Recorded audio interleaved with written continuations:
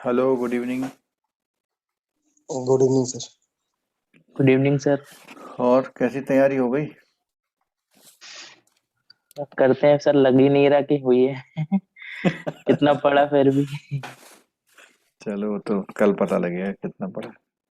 हाँ सर, वही पता चलो, चलता है। को मैं आज ना कुछ टॉपिक्स को सरसरी तौर पर वो करूँगा, कहीं मुझे लगेगा तो वहां से क्वेश्चन हो सकता है। तो वहां पर थोड़ा अलर्ट रहना आपको, ठीक है। और इसमें जो है, सबसे पहले यूनिट में ले रहा हूँ क्रेडिट स्कोरिंग वाली। क्रेडिट स्कोरिंग इसलिए एक क्वेश्चन आ सकता है क्योंकि आपका सिबिल देखा जाता है ना जब लोन आप करते हैं, ठीक है। तो इसमें कई सारे पॉइंट हैं। Credit score, evolution of credit scoring नहीं पढ़ेंगे हम। What is good credit score, credit scoring model और स्कोरिंग मॉडल। और एक बात ध्यान रखिएगा, ये जो सामने दिखाई दे रहा है ये सिबिल के बारे में बात नहीं कर रहा। ये सिबिल के बारे में ना बात करके किसके बारे में बात कर रहा है? चारों कंपनी के सिबिल और इक्विफैक्स और क्रीफ ब्रीफ क्रीफ हाई मार्क और क्या है? एक्सपीरियंस। तो इसका सिस्टम ऐसा है कि बैंकों ने अपनी अपनी पॉलिसी बना रही है। कुछ बैंक सिर्फ सिविल देखते हैं, ठीक है। कुछ बैंक क्या करते हैं, एक अमाउंट बना लिया कि मोर देन 5 लाख या मोर देन 10 लाख का अगर प्रपोजल होगा तो कम से कम 2 को देखते हैं, ठीक है। तो ऐसे ही बैंकों ने सिस्टम बना रखा। तो ये जितने भी चारों कंपनीज हैं जो कि क्रेडिट स्कोरिंग कंपनी है या क्रेडिट इंफॉर्मेशन कंपनी है, ऐसे कह लीजिए, ठीक। तो वो इतनी सारी चीजों को देखती है। तो एक कॉमन अपना जो है वो ध्यान रखना, क्रेडिट इंफॉर्मेशन कंपनी इंडिया वो ये चाह रहे हैं, ठीक है। तो इसमें देख लेते हैं। बहुत ज्यादा समय नहीं लूंगा मैं आपका। कुछ चीजें जो मेरे को लगता है कि वो पूछ सकता है उन पे बात करेंगे, ठीक।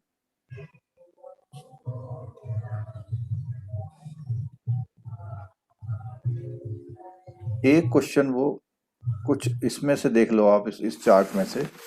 तो बिजनेस रिस्क क्या होता है? Losing money due to wrong strategy. तो ये बिजनेस रिस्क है। हम लोगों ने पढ़ा था, अगर ध्यान होगा, कि स्ट्रेटेजी जो है वो बिजनेस रिस्क में इन्वॉल्व होती है, ठीक है।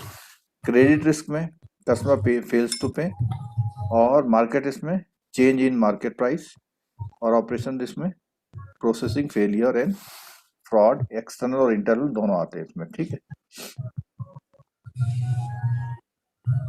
अच्छा, क्रेडिट स्कोर की बात करेंगे तो यहाँ पे 2-3 वर्ड आए। देखो, एक तो पहली बात तो ये है कि इनको आरबीआई लाइसेंस देता है।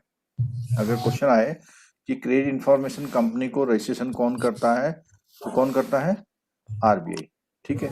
In the country to give a free full credit report without any charge on request once a calendar year to individual whose credit history is available.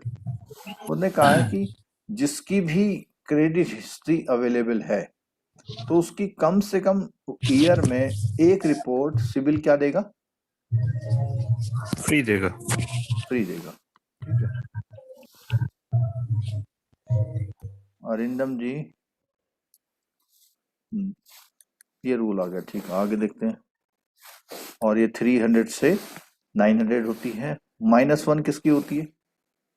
जिसका सर नो कोई क्रेडिट क्रेडिट हिस्ट्री, ठीक है।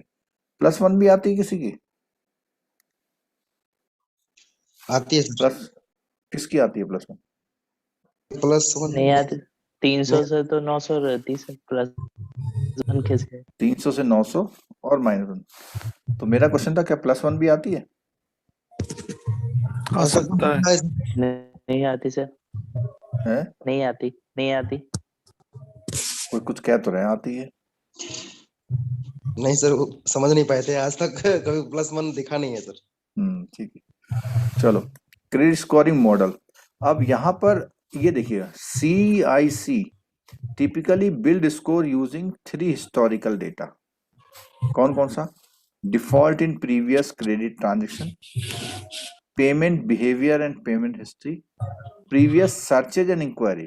कई बार कोई कहता है कि मैंने डिफॉल्ट तो नहीं किया, मेरे जो सिविल स्कोर क्यों कम हो गया। तो अगर वो इंक्वायरी करता है उसमें सिविल में, यानी उसका कोई लोन एप्लीकेशन पे बैंक इंक्वायरी करता है, तो भी उसके मार्क्स कम होते हैं। तो एक तो प्रीवियस क्रेडिट ट्रांजेक्शन, दूसरा उसका बिहेवियर।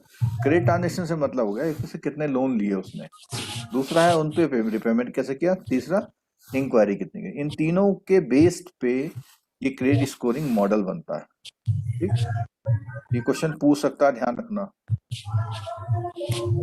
और यहाँ पे क्रेडिट यूटिलाइजेशन, क्रेडिट यूटिलाइजेशन में बोला, क्रेडिट यूटिलाइजेशन में सबसे ज्यादा जो क्रेडिट कार्ड होता है ना, क्रेडिट कार्ड अगर आप यूज कर रहे हैं और रिपेयर नहीं कर रहे हैं तो सबसे ज्यादा उससे खराब होती है। ठीक है, तो इफेक्टिव क्रेडिट यूटिलाइजेशन में कहता है if your safe limit is कितने 10,000, you are using 5,000, then you are very safe customer. लेकिन अगर लिमिट 10,000 है और पूरी you are not fully using it but also seeking further credit, you could over leveraging yourself और your credit. तो मतलब आपने यूज नहीं करी और फुल्ली यूज भी नहीं करी और फिर भी आप क्रेडिट स्कोर के लिए, मतलब क्रेडिट लेने के लिए किसी बैंक के पास जा रहे हैं, तो उस कंडीशन में क्या होगा, ये आपका स्कोर डाउन हो जाता है। पेमेंट डिफॉल्ट में how much day by how much, इन चीजों को देखता है। Trade attributes, how old your line of credit, कितने साल से आप लोन ले रहे हैं और वो किस किस तरह के लोन है। Do you have any good mix of it, मतलब गुड मिक्स का मतलब हाउसिंग भी है, कार भी है, एजुकेशन भी है। ठीक है, और इज इट से ऑल क्रेडिट कार्ड, क्या आपने सारे क्रेडिट कार्ड ले रखे हैं। तो जिसने सारे क्रेडिट कार्ड ले रखे होंगे डेफिनेटली उसको उसका रिपोर्ट कम होगा। Positive side of the credit score, positive में क्या है, the character of the borrower in financial matter, the following are the sum of the indicator of good score. क्या है, इविडेंस ऑफ फाइनेंशियल डिसिप्लिन। अगर आप ऐसे करते हैं, आपने एक लोन लिया, 3 साल पूरा पेमेंट किया, बंद कर दिया, फिर नेक्स्ट लिया, 5 साल पूरा चलाया, फिर बंद किया, ठीक है, डिसिप्लिन है आपका, financial discipline. If borrower has defaulted once or twice due to reason beyond their control, those would show up as clear aberration in overall consistent payment history. तो एक दो बार में तो कोई बात नहीं है। ठीक है, the longer credit history the better, the lender assessment presumably improve as he gets bigger span of repayment. One should be judicious about closing old account and opening new account. वो जो मैंने आप बात बताई कि पुराने अकाउंट बंद होके नहीं ले रहा। ठीक है, अगर एक क्वेश्चन इसमें से आए कि वार्निंग साइन क्या होते हैं क्रेडिट स्कोर में, अगर क्वेश्चन आए कि वार्निंग साइन क्या होते हैं, तो उसमें क्या है बोला, the following are the signals. क्या है, क्रेविंग ऑफ क्रेडिट, मतलब एक तरह से उसकी भूख होना, क्रेडिट लोन लेने की भूख होना।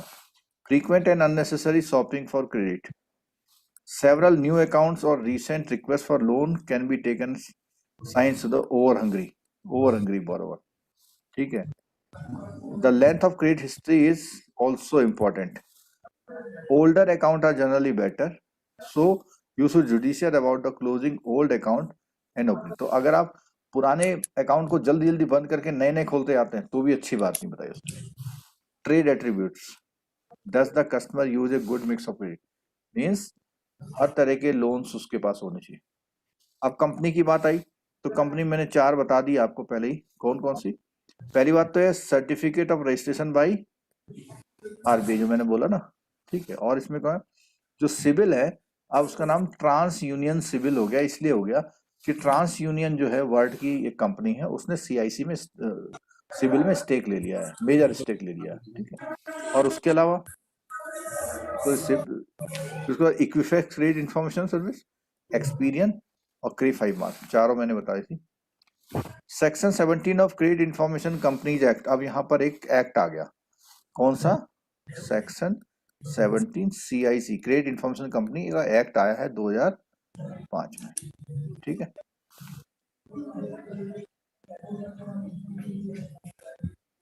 और इसमें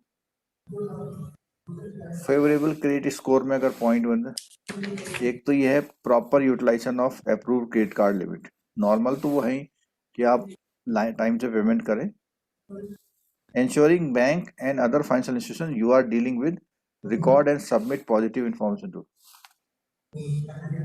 नेगेटिव के लिए क्या है?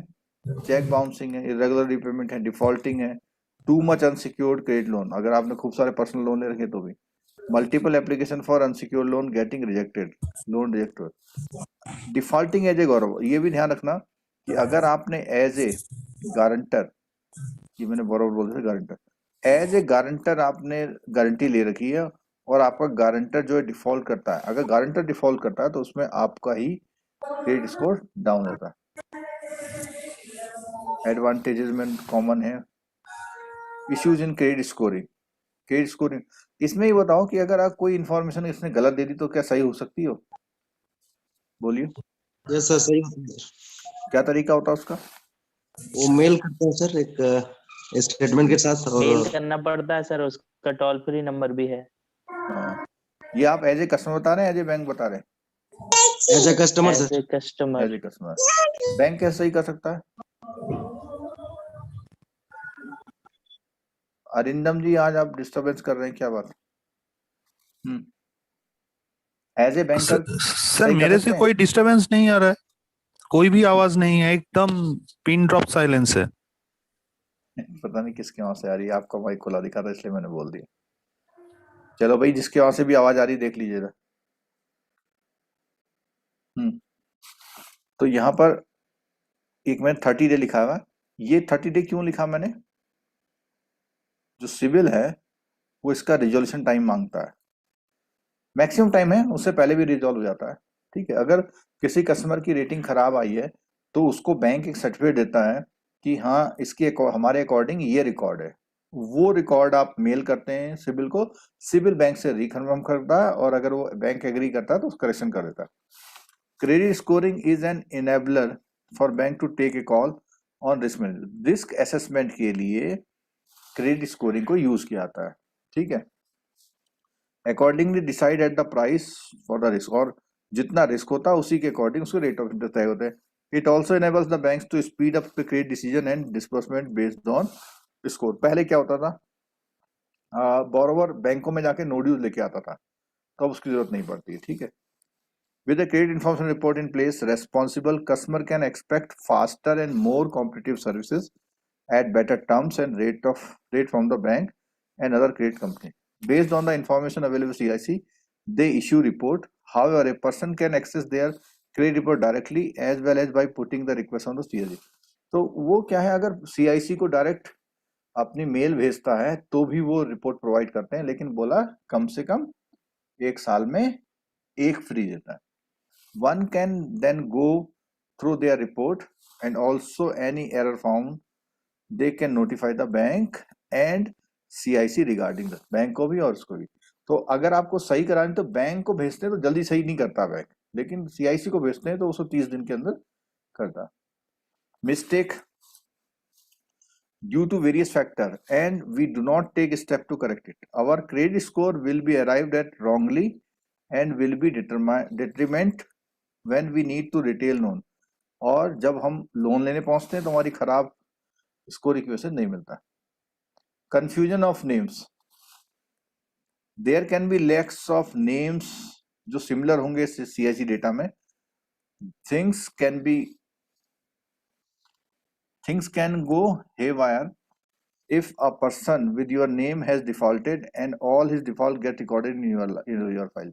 तो कभी कभी क्या होता है, सेम नाम के लोग हैं तो उनका नेम आपके नाम पे चढ़ जाता है, तो उसे ऐसा लगता है कि आपने लोन ले रखे हैं।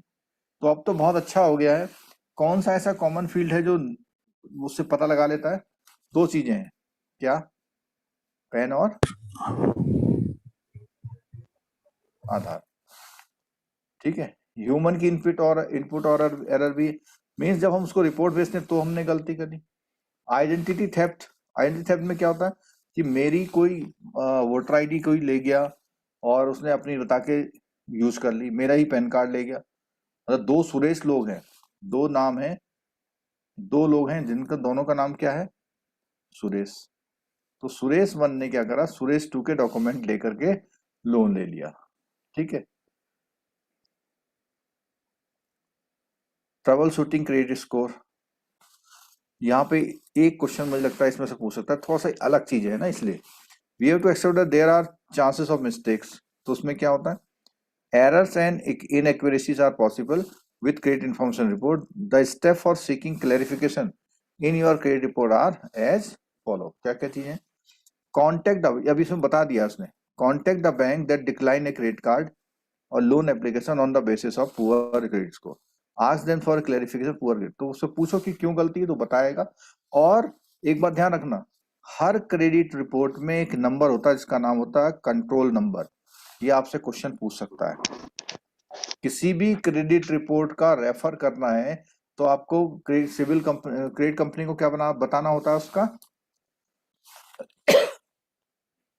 Control number.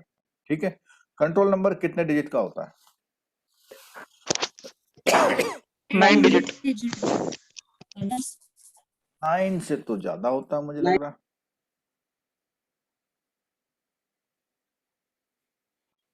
हम्म,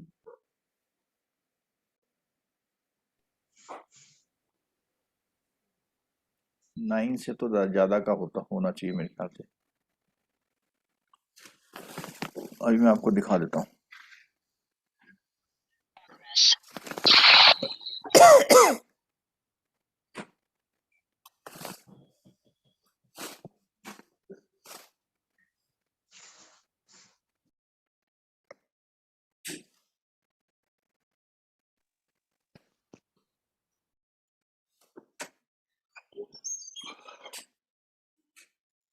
अच्छा, कोई इंडिविजुअल अपनी क्रेडिट रिपोर्ट ले सकता है? कोई इंडिविजुअल सकता है अपनी क्रेडिट रिपोर्ट लेना चाहे तो ले सकता है? ले हाँ सकता सर, ले सकता है। कितना पेमेंट देना पड़ता है उसके लिए? 300 रुपए सिविल का तो सर।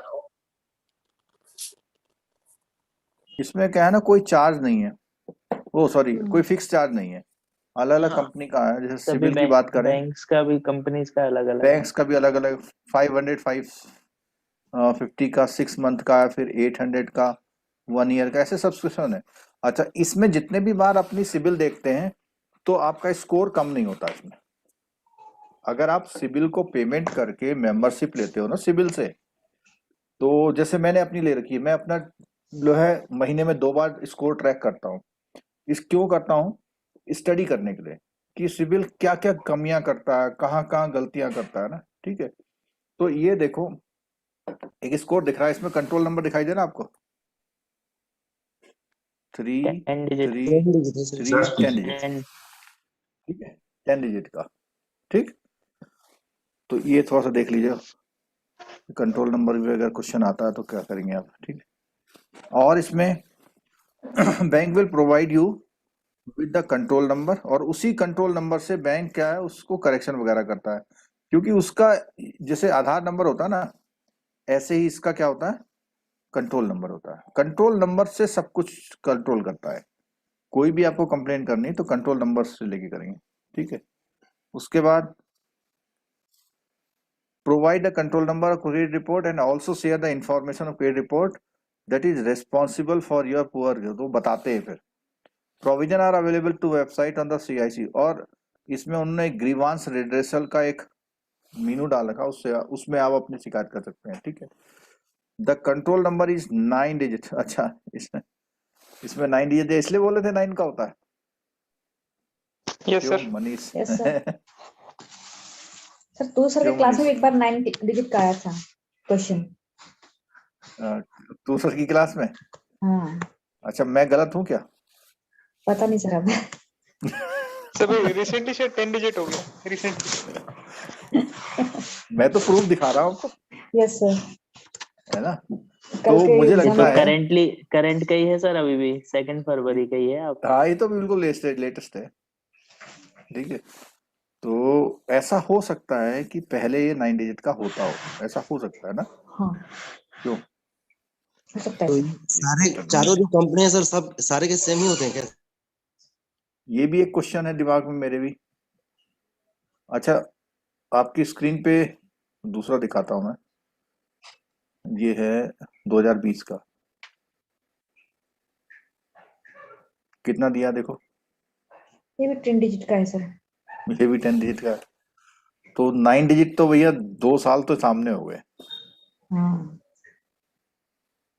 चलो कोई बात नहीं, तो भाई अब इसका आंसर आएगा तो देख लेना कैसे दोगे तुम लोग। चलो आगे देखो। तो the control number is generated और फिर कंट्रोल नंबर से होती है सारी करस्पॉन्डेंस, ठीक है। CIC requires this number because the enable them to view the exact detail of the bank has seen when they draw a due report, hence it is important for you to request the, ठीक है। अच्छा एक बात बताओ कि आप किसी भी बैंक के लोन अकाउंट का सिबिल ले सकते हैं। सपोज कीजिए मैंने एक PNB हाउसिंग लोन का अकाउंट है मेरा, तो ये क्या सिबिल में हो सकता है? होता है सर। हो सिविल सकता में है तो सर, होता है होता है सर, सर। होता है सर। लेकिन borrower अकाउंट का नंबर पूरा पता आ नहीं चलता जाएगा। कौन से बैंक का है। सारी अगर ये इन्फॉर्मेशन आती सिबिल है का उसमें। मेंबर नहीं है तो हाँ तब तो तो हो नहीं सकता है होगा। सर, तो नहीं होगा। लेकिन शायद ऐसा है कि RBI ने मैंडेटरी कर दिया है कि कम से कम एक कंपनी का हाँ मेंबर होना मेंबर हो। जरूरी है, ठीक है।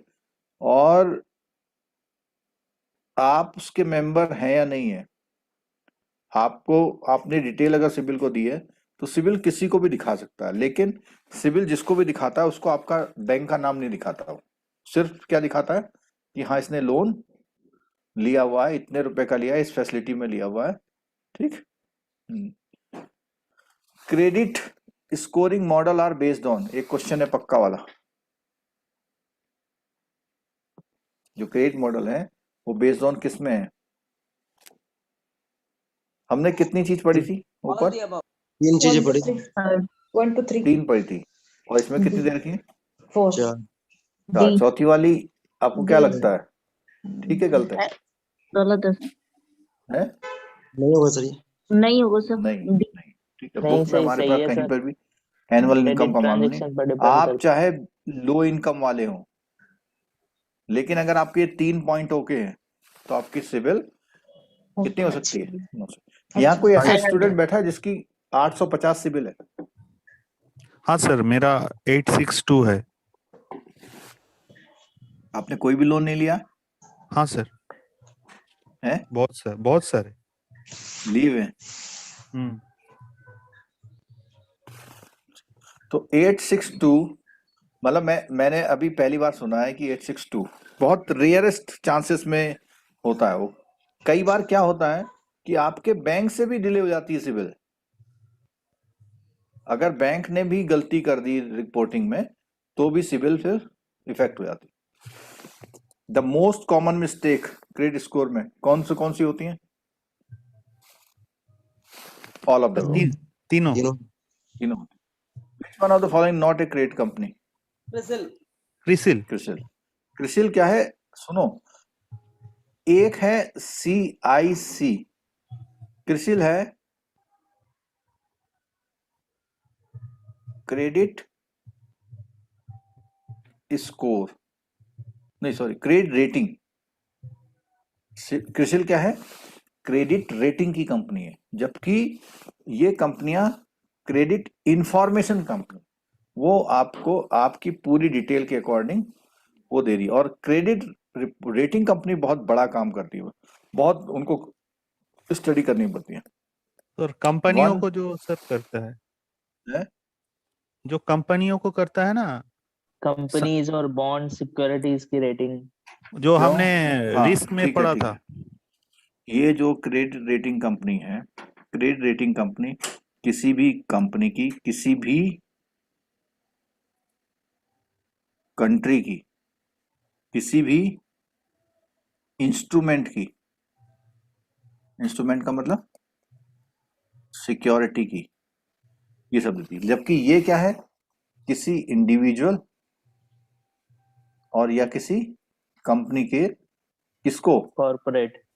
कंपनी मतलब कॉर्पोरेट को, किसी की उसके क्रेडिट हिस्ट्री को एसेस करके रेट करती, ठीक है? क्लियर हो गया? और मुझे लगता है कि इसके बाद अगर कोई क्वेश्चन नहीं आना चाहिए, किसमें से आज रात आप लोग बहुत मेहनत करना, कुछ मत छोड़ना, क्योंकि रिटेल का पेपर है, पढ़ा हुआ जो है काम आ जाएगा आपके। ठीक। अच्छा, अब अगला यूनिट ले लेते हैं।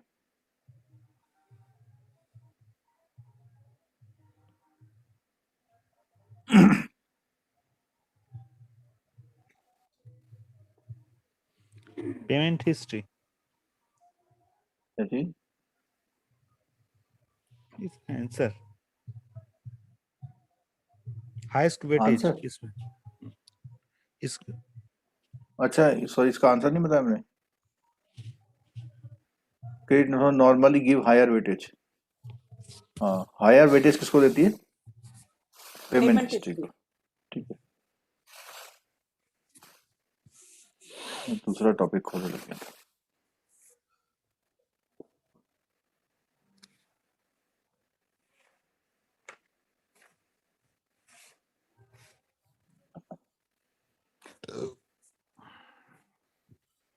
ये टाइम वैल्यू मनी वाला एक 5 मार्क्स का क्वेश्चन आपके एग्जाम में मिलेगा। और आप लोग एक बार वो जो एएनबीसी वाला है ना, एएनबीसी वाला चैप्टर, कुछ याद आ रहा है? एएनबीसी वाला चैप्टर, हाँ प्रायोरिटी सेक्टर। उसमें से आपको मेरे ख्याल से 2020 में एक क्वेश्चन आया था, उसमें से पूरा 5 मार्क्स का था। उसमें प्रायोरिटी सेक्टर अमाउंट वगैरह निकाल के क्रॉस कंफर्म करके उसने क्वेश्चन पूछा था। ठीक है, important retail asset product. Sir NB से निकालना आ सकता है? एनबीसी एएनबीसी निकालना आ सकता है। एएनबीसी निकालने के बाद किसी पर्टिकुलर फिगर से पूछ सकता है, इसको एग्रीकल्चर कितना करना है, इसको माइक्रो में कितना करना है, वीकर में कितना करना है। ठीक है, या उसका पहले से बता देगा कि इसका एग्रीकल्चर का टारगेट 468 करोड़ है, तो इसका एएनबीसी निकालिए। रिवर्स भी पूछ सकता है, आया हुआ क्वेश्चन एक बार। ठीक है, चलो, इसमें रिटेल प्रोडक्ट की बात है, थोड़ी सी मोटी मोटी बातें देख लेंगे, कोई चीज ऐसी मेरे को लगेगी। तो हाउसिंग लोन तो हमने डिटेल में पढ़ ही लिया था ना। हाउसिंग लोन डिटेल में पढ़ लिया था हमने, जो लोग उस दिन क्लास में थे उन्हें पता होगा।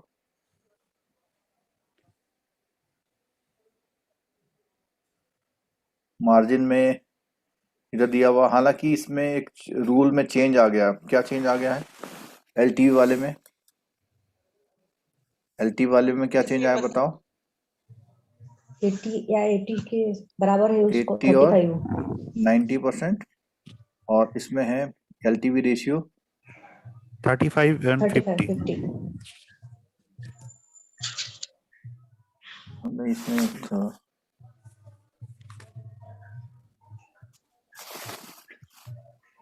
ये लेस देन और 80% एलटीवी है, लेस देन और इक्वल टू 90%। इसमें कितना लाख है, कितने लाख है? 35 35 ना। मोर देन, एक तो अप टू 35 है और दूसरा मोर देन 35 लाख। वो 50 है ना? हाँ, रिस्क वेट इस वाले में, पहले वाले में केस में 35 है और इसमें रिस्क वेट 50%।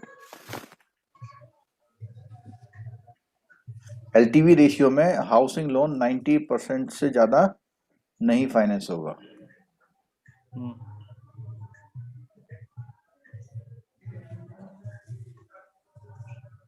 उस दिन एक टैक्स वाला क्वेश्चन था, ग्रुप में मैंने बताया था, वो टैक्स वाला क्वेश्चन 2011 वाला था। ठीक है, और उसने 2016 में पूछा था, और उसने अभी तक हाउस को कंस्ट्रक्ट नहीं किया था। अगर विद इन 5 ईयर कंस्ट्रक्ट नहीं करते हैं तो टैक्स बेनिफिट नहीं मिलेगा। नहीं मिलेगा, बस ये ध्यान रखना। सर टैक्स को रिफंड करना पड़ता है ना? हाँ, वो आपके उस ईयर की पर्टिकुलर ईयर में, आपने 5 ईयर तक टैक्स बेनिफिट लिया है ना, हाँ तो 5 ईयर तक के पर्टिकुलर ईयर में जो टैक्स बना था, जितनी आपने रिबेट ली थी वो उतना वापस करना पड़ेगा आपको, ठीक है। एक इस स्कीम में से मुझे लगता है ना कुछ क्वेश्चन आ सकते हैं। पहले कुछ हुआ, ministry of housing and urban poverty alleviation, government of India, इन्होंने एक स्कीम निकाली है PMAY, prime minister Awas Yojana. तो इसमें कितने तक की सब्सिडी मिल रही है, मोटा मोटा बताइए। 2.67 है सर। 2.67 lakh per annum. नहीं सर, वन टाइम वन है। टाइम है सर, One एक time. हाउस के लिए। One time. अच्छा, इसका लॉक इन पीरियड क्या है? आपने हाउसिंग लोन लिया और 2 साल में आपकी सब्सिडी आ गई 2 ईयर में, और आपने हाउसिंग लोन को क्या करा, क्लोज कर सकते हैं ऐसा?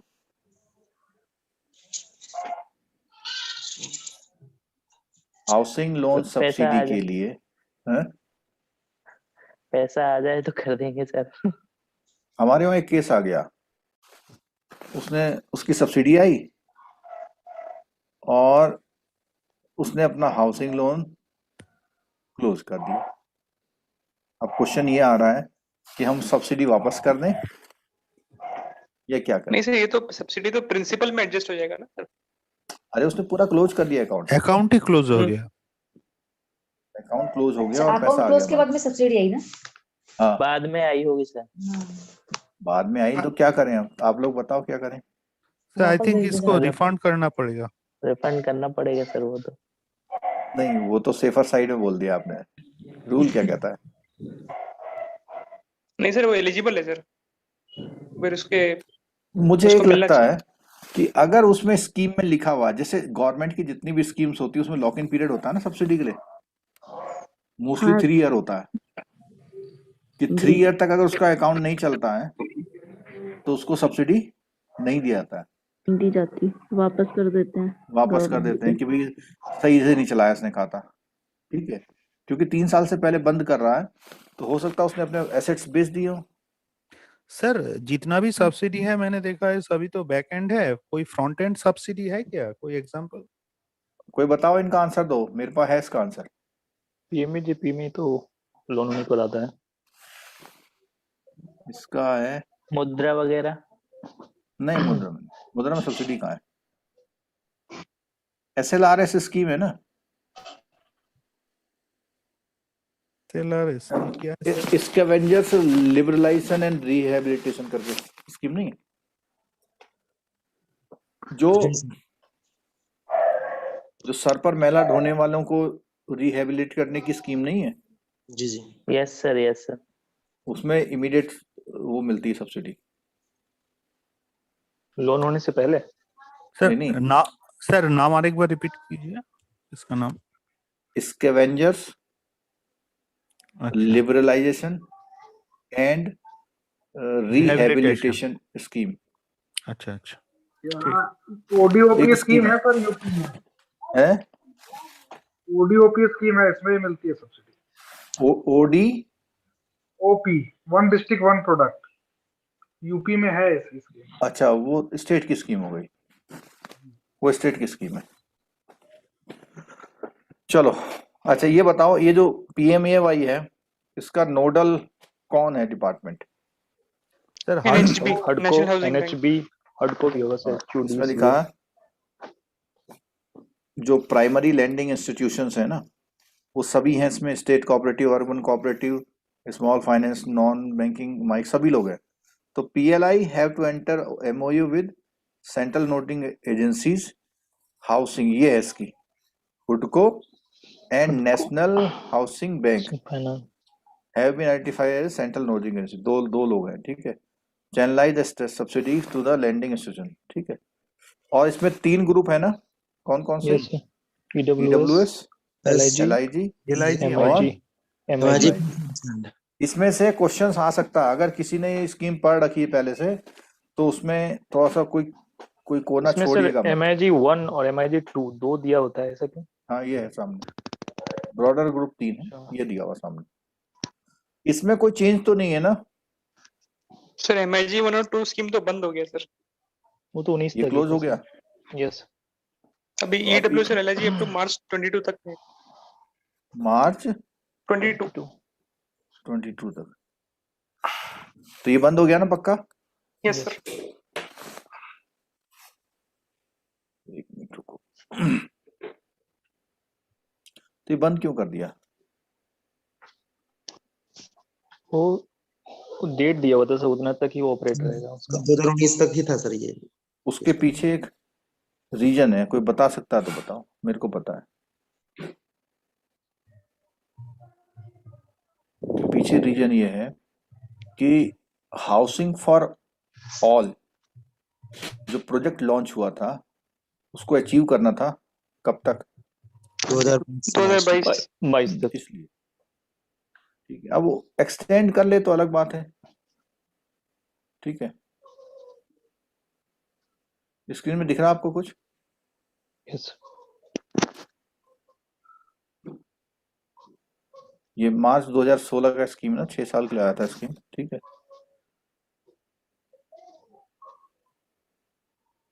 आप लोग कंसंट्रेट रखिएगा सामने इसमें स्क्रीन पे, कोई ऐसी चीज जो आपकी नजर में आ जाए और आपको एग्जाम में फायदा दे दे।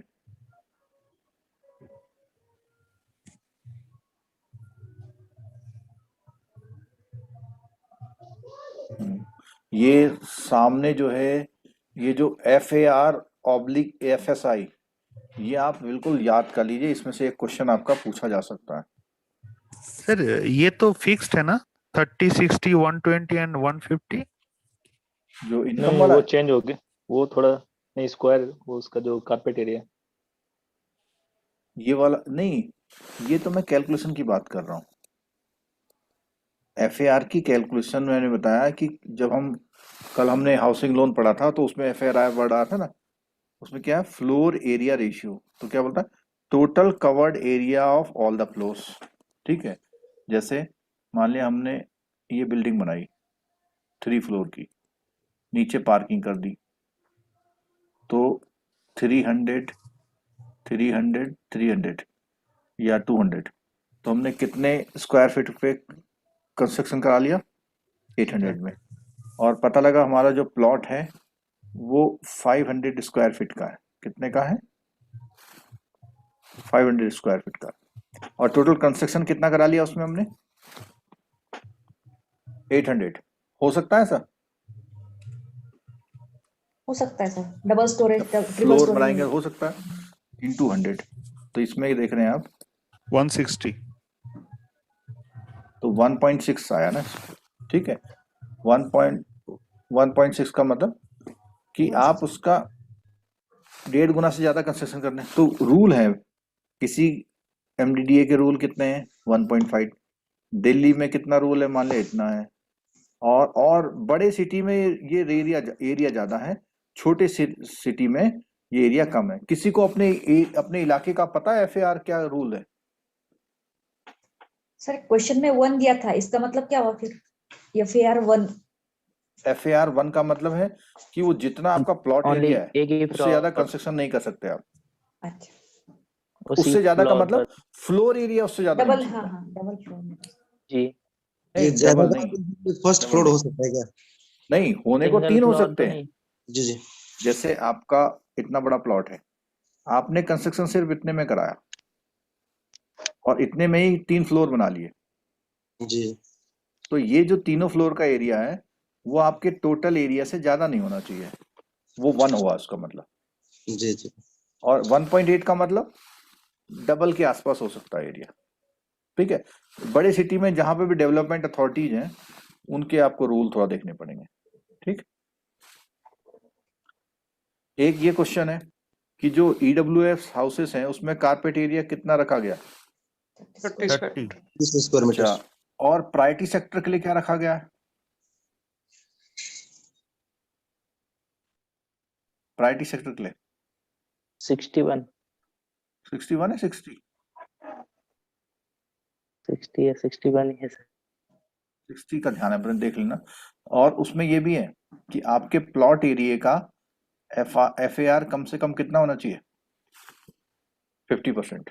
इसका मतलब ऐसा ना हो कि आपने प्लॉट लिया 60 स्क्वायर फीट और सिर्फ उसमें आपने एक कमरा बना दिया 10 स्क्वायर फीट का, ये स्क्वायर मीटर है, सॉरी स्क्वायर मीटर है, मैंने वही सोचा था बड़ा छोटा कमरा हो गया था। ठीक है, तो इसमें कम से कम आपको कितना एरिया कवर करना पड़ेगा उसमें? 50%। 50%, ये square ध्यान रखिएगा। अच्छा, ये क्या चेंज हो गया क्या LIG वाला क्राइटेरिया? नहीं वो है सर अभी। नहीं सेम है सर। नहीं 6 लाख वो तो है। MIG और 1 और 2 चेंज हुआ है, मतलब खत्म हुआ है। अच्छा, MIG 1 और 2, ठीक है। अच्छा,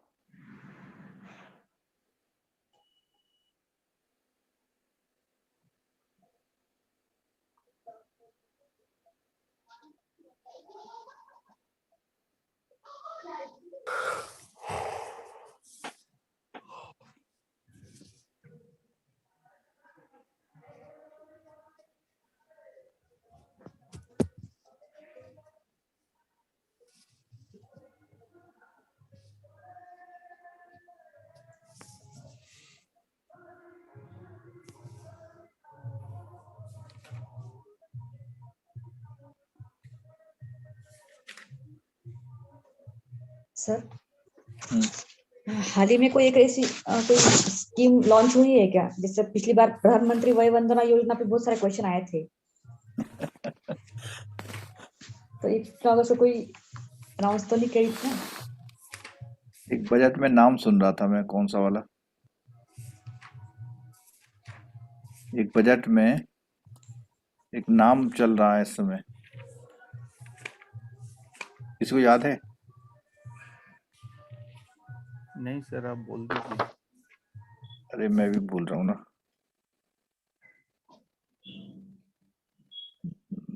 PM शक्ति शायद है,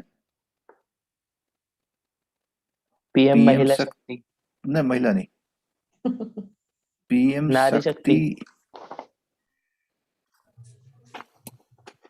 अरे शक्ति करके कोई योजना है, वो लॉन्च हो रही है। गति शक्ति सर। गति शक्ति, शायद गति शक्ति है ना। पर उसमें वो ये वाली बात है, वो इस बजट में आया तो कह देगा कि ये तो हाँ, नया हाँ। है, तो शायद ना पूछे। सिर्फ मिशन एक शक्ति नाम है। देखो, एक क्वेश्चन ये आ सकता है कि आउट ऑफ दीज एब्रिविएशन कौन सा PMAY में यूज नहीं होता? जैसे पहला तो है FAR, फ्लूर स्पेस इंडेक्स और ट्रांसफरेबल डेवलपमेंट राइट। 3 पॉइंटों का याद रखिएगा। सर क्या है? अरे और एक बार बोलिए। ये 3 एब्रिविएशन है, अगर पूछेगा कि इसमें से कौन सा PMI से कंसर्न नहीं है तो 3 तो ये देगा, एक और कोई दे देगा। Transferable development rights. और आप कौन सा लगा के आएंगे पता है? TDR। हाँ,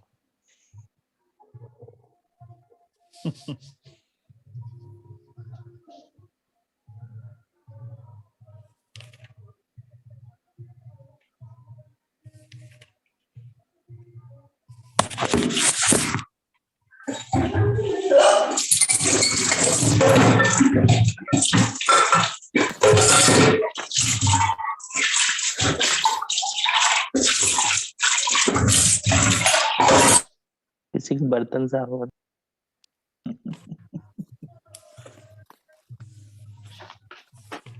सोनाली के वहां से आवाज आ रही थी, अब मैं ये नहीं कह सकता कि वो बर्तन की थी आवाज। ये देखो, एक पॉइंट आया यहाँ पे, beneficiary economy weaker section and LIG seeking housing loan from bank housing companies would be eligible in the subsidy at the rate of 6.5% for a tenure of 15 year or during tenure of loan whichever is। तो देखो, इसने बोला during tenure of loan, means या तो 15 year या उसने हो सकता है कितने ईयर के लिए लोन ले लिया हो, 10 10 ईयर। years। ठीक है, तो अब एक पॉइंट आ गया यहाँ पे लिखा हुआ, क्या लिखा हुआ आ गया? NPV। सर माइक म्यूट कर। सोनाली मेरी आवाज सुन रहे हैं तो आवाज दर्द में आ रही है आपके? चलो, the net present sir value of मेरा माइक बंद है सर। अब देखो सर, मैंने बहुत सोच समझ के बोला। एक बार इंदम जी नाराज हो गए, एक बार आप नाराज हो गए। मुझे ऐसा लगा था जिसमें आवाज आई तो आपका माइक वो कर रहा था। चलो, net present value of the interest subsidy will be calculated at a discount rate of कितना? 9%। अब इसका कॉन्सेप्ट यहाँ क्यों है पता है? कि जो सब्सिडी है वो ओवर द पीरियड डिस्ट्रीब्यूट करने की बात हो रही है। तो डिस्काउंटेड रेट कितना परसेंट लगाना बोल रहा हो? 9%। 9%।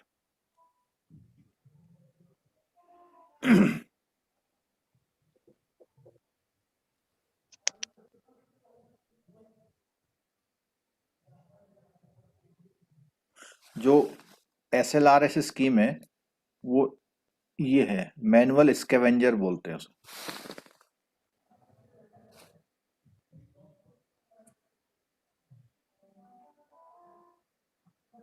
और स्कीम में कोई स्टेट को भी रोल दिया हुआ इसने?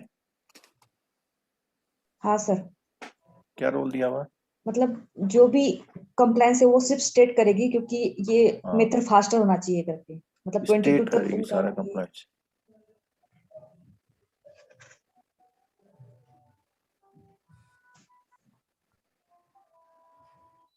चलो और देखते हैं उस वाले को। हम लोग रिटेल प्रोडक्ट कर रहे थे ना हम लोग।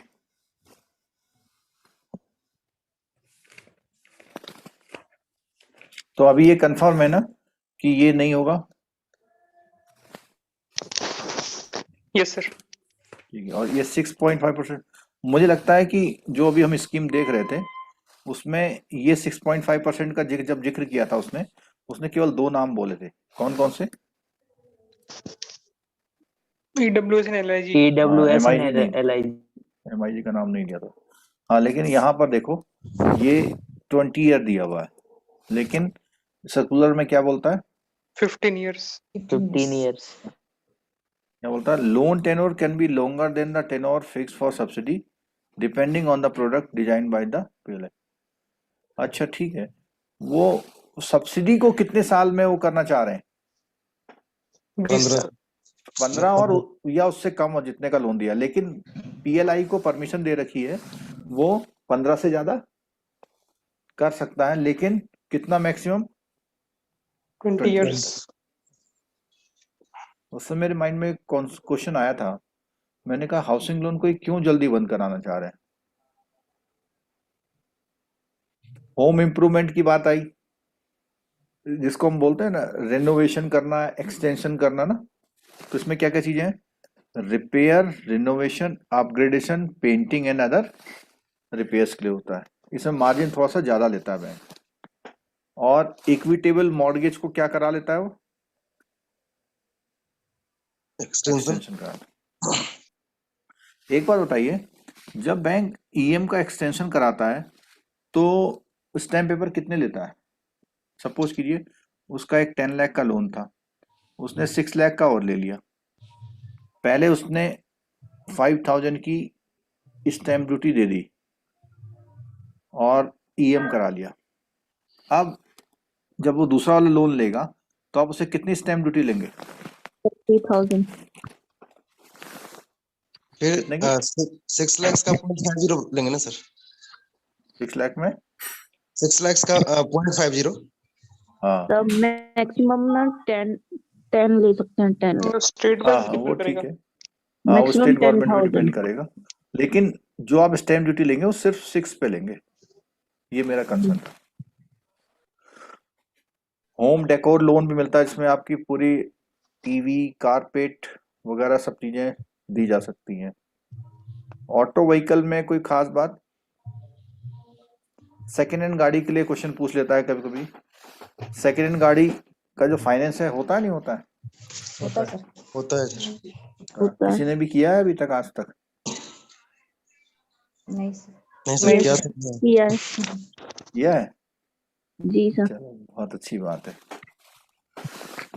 यहाँ है मार्जिन सेकेंड हैंड के लिए 20 से 30%, और टू व्हीलर में 10%. 10%। व्हीकल का केस स्टडी इजी होता है, टोटल ऐड करके -15% कर दो हो जाता है। क्या जी क्या? जितना भी केस स्टडी है उसमें व्हीकल लोन का केस स्टडी सबसे इजी है। अच्छा। सर मुझे एक कंफ्यूजन होता है, कोई हाँ, बिजनेस प्रोसेस स्ट्रक्चर में आप बोला था अगली बार, तो horizontal organised model, vertical model, predominantly, वो चार में से मुझे समझ नहीं आता क्या है ये।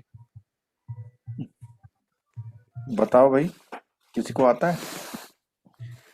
वो जो मॉडल है, एक तो वर्टिकल में क्या होता है, एक के अंडर में सब आते हैं, ठीक है, ये तो वर्टिकल में होता है। हॉरिजेंटल में क्या है, स्ट्रक्चर एक मार्केटिंग डिपार्टमेंट है, एक अकाउंटिंग डिपार्टमेंट है, एक आपका आईटी डिपार्टमेंट। मार्केटिंग वाला सारे प्रोडक्ट की मार्केटिंग करता है, अकाउंट वाला सारे प्रोडक्ट की अकाउंटिंग करता है, और आईटी वाला सारे प्रोडक्ट की अकाउंटिंग करता है। ये सिस्टम कैसा है? और दूसरा यहाँ पर SBU, या हम इसको बोलते हैं PBU। PBU इन ऑल देखता है। यहाँ पर मार्केटिंग PBU की भी देखता है, ABU की भी देखता है, SBU की देखता है। बताओ कौन सा वर्टिकल है, कौन सा हॉरिजॉन्टल है? ऊपर वाला सर वो वर्टिकल, और ये 3 वाला जो है इधर वो हॉरिजॉन्टल। हॉरिजॉन्टल है। PBU ने सारा काम अपने कंट्रोल में ले रखा है, उसकी मार्केटिंग भी वही करेगा, उसकी अकाउंटिंग भी वो करेगा, और सब कुछ वही करेगा। जितने भी P सेगमेंट के मैटर हैं सबको PBU देखेगा। ये तो है आपका वर्टिकल। हॉरिजॉन्टल में क्या है, आपने ये जो सारे काम थे उनको अलग अलग कर दिया, और सबके काम मार्केटिंग वाले मार्केटिंग देखेगा, सबके काम अकाउंटिंग वाले अकाउंटिंग देखेगा, सबके काम आईटी वाले आईटी देखेगा। और ऐसा ही हमने प्री डोमिनेंट में पढ़ा था, उसमें क्या था कि इधर तो था ये जितने लोग हैं उनको एक देखेगा, प्री डोमिनेंट, वर्टिकल, और इन तीनों को कोई देखेगा, इन दोनों को कोई और देखेगा, वो प्री डोमिनेंट Horizontal. समझ गया sir. Thank you. Personal loan में कोई खास बात आपको नजर आती है? क्वांटम दे सकता है, कितना क्वांटम? नहीं, वो नहीं, वो हर बैंक का अपना अलग है। एजुकेशन लोन में सुन सकते हैं आप। एजुकेशन लोन में एक ये वर्ड लिखा हुआ है, ये मार्केटिंग वर्ड है, डेमोग्राफिक डिविडेंड। क्या मतलब, क्या होता है? सर एवरेज एज कम होना, मतलब नहीं से बिलो। नहीं नहीं, डेमोग्राफिक डिविडेंड का मतलब है बिगेस्ट पॉपुलेशन। मींस आप देख रहे हैं यहां पर कुछ भी प्रोडक्ट बना लो सब बिक जाता है अगर आप मार्केटिंग करते हैं उसकी। तो क्यों? क्योंकि उसको लेने के लिए डिमांड अवेलेबल है। लेकिन जो बहुत लेस पॉपुलेटेड कंट्री है, तो कोई जब प्रोडक्ट बनाती हैं तो उनको डर लगा रहता है कि पता नहीं कितना सेल होगा, और जब तक सेल नहीं होगा बल्क में तब तक प्रॉफिट नहीं आता। जो यूथ वाली बात आ रही है ना, वो एक अलग क्राइटेरिया है, ठीक है। लेकिन डेमोग्राफिक डिविडेंड का मतलब है कि आप जिस कंट्री में रह रहे हैं वहां पॉपुलेशन अगर ज्यादा है तो आपका प्रोडक्ट, मतलब उस पॉपुलेशन की वजह से आपको आपका काम धंधा चल जा रहा है। ये डेमोग्राफिक डिविडेंड, ठीक है। तो यहाँ पर एजुकेशन लोन में वोकेशनल कोर्सेज भी कर दिए, पता है आपको? वोकेशनल कोर्सों पे भी लोन होता है। और यस सर, एक गवर्नमेंट का पोर्टल है इसके मामले में, क्या नाम है उसका? विद्या लक्ष्मी पोर्टल। विद्या लक्ष्मी।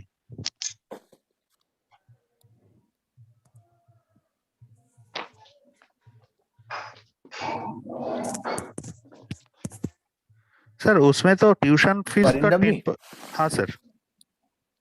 ये जो क्रेडिट लिंक्ड एक पोर्टल के लिए नाबार्ड का प्रेशर आ रहा है, आप लोगों ने मेंबरशिप ले लिया इसका?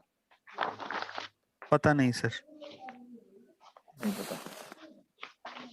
चलो, विद्या लक्ष्मी एक पोर्टल है, किसने डेवलप किया है? NSDL सेंट्रल गवर्नमेंट गवर्नमेंट ने, NSDL आरबीआई ने?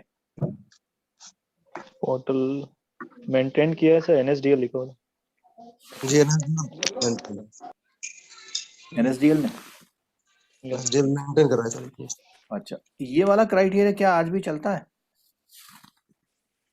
है तो सर ये भी सेम है सर, 10 लाख 20 लाख पड़ा तो हर जगह 10-20 है। प्रायोरिटी सेक्टर में क्या है? 10 लाख है। 10 लाख प्रायोरिटी सेक्टर एजुकेशन में कितना है? 10 लाख। 10 lakh in India. 20 लाख हो गया ना सर अभी। 20 लाख 20 लाख है सर, 20 लाख। सितंबर हाँ 20 में 20। चेंज हो गया हाँ था। सर, हाँ सर 20 लाख। 10-20 का क्राइटेरिया अब खत्म हो गया है, सीधे 20 लाख तक का लोन आपका प्रायोरिटी सेक्टर में आएगा। ठीक है, जिनको टफ पढ़ने का मन नहीं करता ना, वो 2-4 सर्कुलर बहुत अच्छी तरह से दोबारा भी, अभी भी टाइम है, प्रायोरिटी सेक्टर में कर ले रिवाइज, कुछ क्वेश्चन फंस सकता है उसका। ठीक है, अब ये एजुकेशन लोन में ये क्राइटेरिया खत्म हो गया एब्रॉड वगैरह का। ये सर प्रायोरिटी सेक्टर 20 जो लाख है स्टेट अवे 20 लाख 20 लाख कर दिया गया। इसलिए बुक में नहीं है क्योंकि बुक पुरानी है ना, इसलिए नहीं है बुक में। तो ये 20 लाख तक का हो गया।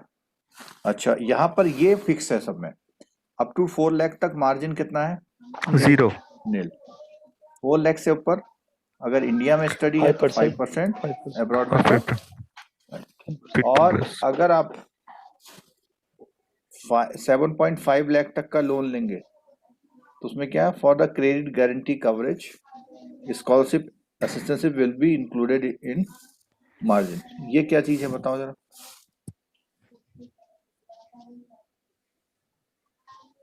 सर मार्जिन के साथ ये गारंटी भी देना होगा। Is eligible for credit guarantee coverage.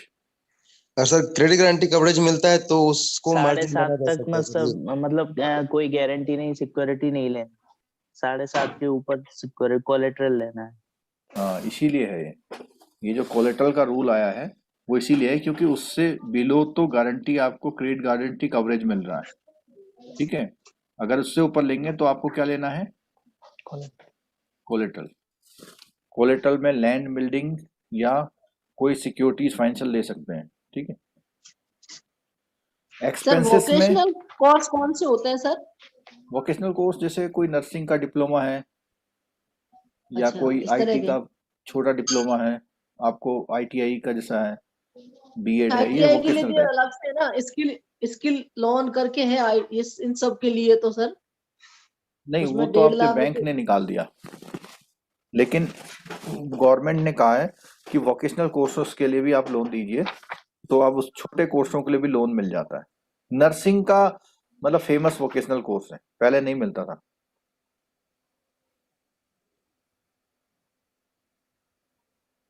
Borrower को इसमें देखो 4 लाख तक parent to be joint borrower, ठीक है, और 4 लाख से 7.5 तक besides the parent as co-borrower and collateral security in the form of suitable third party guarantee will be taken. However, third party guarantee will be waived. Loan अगर credit guarantee से coverage करा रहे हो तो आपको गारंटी नहीं लेनी है। ठीक है,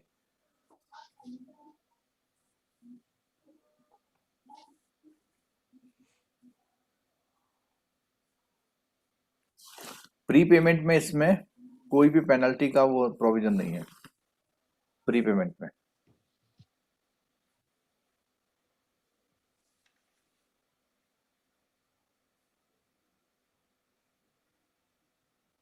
कंप्लीशन ऑफ कोर्स जब हो जाता है तो उसके बाद क्या इमीडिएट ईएमआई देनी होती है या क्या है इसका रूल? 1 ईयर। नहीं सर, एक साल के year. बाद नहीं, या तो फिर जॉब लगने के बाद में सर देना। 2 ईयर के बाद देना होता है। और नहीं नहीं, 1 वो ईयर। तो वो कोर्स एक्सटेंड कर आपका सकते हैं।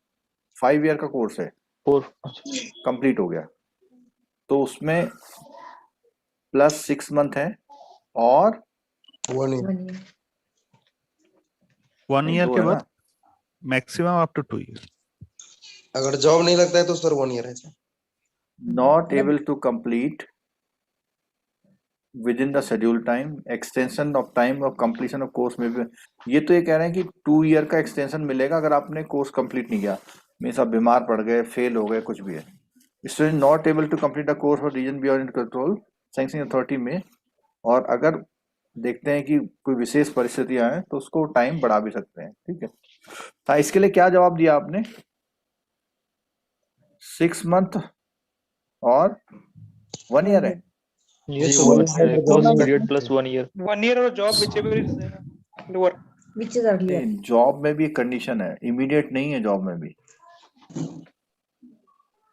After सर getting हमारा 6 month after getting the job or 1 year after completion of हाँ, the ये course. होगा, ये हो सकता है कि एम्प्लॉयमेंट पड़ेगा तो 2-4 महीने की तनख्वाह अपने माँ बाप को भी दे देगा ना, है?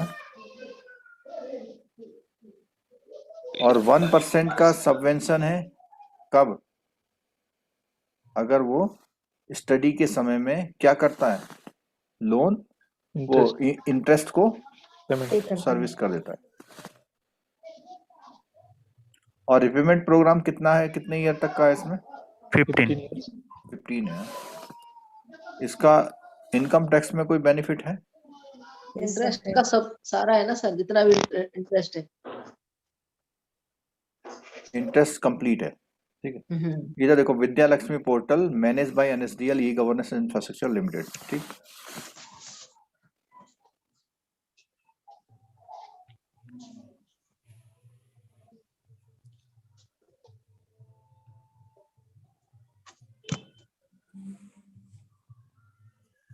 सेंट्रल सेक्टर इंटरेस्ट सब्सिडी, ये गवर्नमेंट ऑफ इंडिया की है।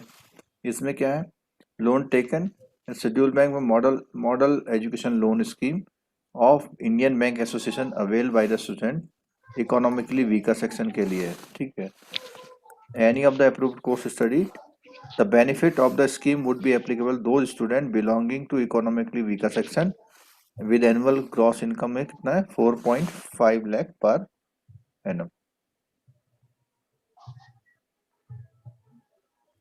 ये हमने पढ़ लिया था, स्टैंडर्ड मॉडल और सेंट्रलाइज मॉडल। ये अलग अलग नेम देते हैं लोग सेंटरों के ना, ये हमने कर लिया था, प्रोसेसिंग करा। याद आ रहा है कुछ? हाँ सर। किया था सारे। चलो अगला यूनिट लेते हैं।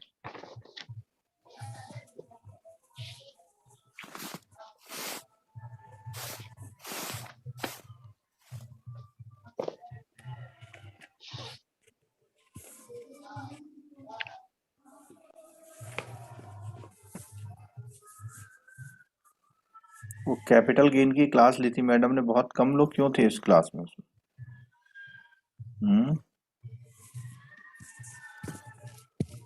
कल आएगा तो क्या करोगे?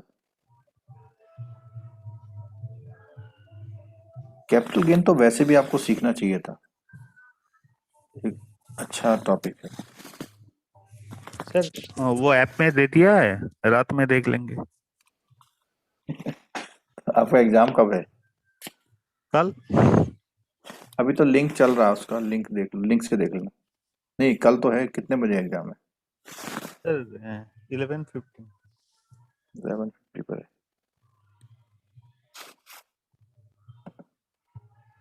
आठ नंबर यूनिट क्या है? कार्ड्स।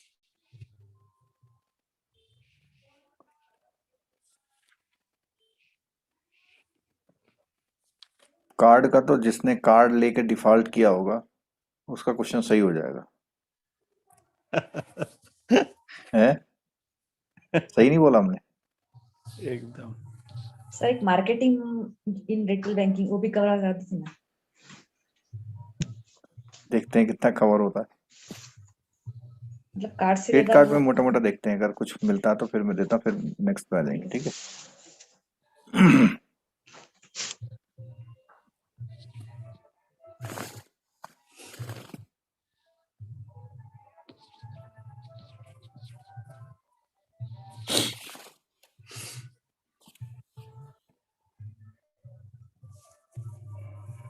एक ये पॉइंट बनता है इसमें कभी कभी। ठीक है, कार्ड होल्डर है, retailer, acquiring bank, clearing network, issuing bank. तो इशूइंग बैंक जिसने कार्ड इशू किया हुआ और जिसने लिया हुआ, इसमें बीच में 3 लोग आ गए। ठीक है।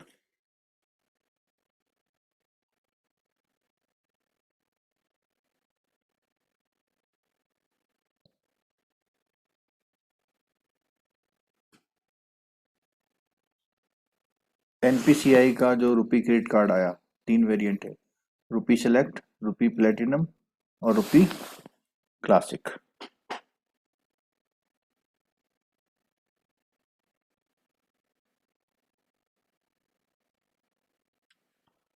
नंबर ऑफ आउटस्टैंडिंग कार्ड, सबसे ज्यादा कार्ड किसने दिए हुए हैं? एसबीआई ने, लेकिन प्राइवेट वाले ज्यादा देगा ना, ये देखो। पर आईसीसी से ज्यादा एसबीआई ने दिए हैं, और इधर जो है प्राइवेट में आईसीसी ने क्यों नहीं ज्यादा दिए हुए? मुझे लगता है शिकायत बहुत हो गई इसकी।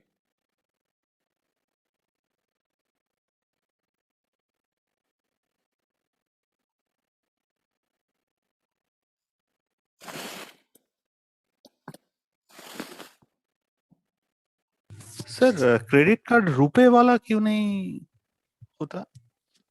सब दूसरा देता है, रुपए होता तो एकदम फ्री पॉज हो जाता। जरा कोई जवाब देना इसका, कोई जवाब नहीं देगा। रुपए का तो सर आता है क्रेडिट कार्ड। टेक्निकली लोग है कहाँ मगर हो? मिलता नहीं कहाँ पर। एक यूनियन बैंक के शायद मिलता है। नहीं, अभी दिखाया था मैंने, और अभी 1 मिनट पहले दिखाया था। ये है देखो, ये रुपए का है तो।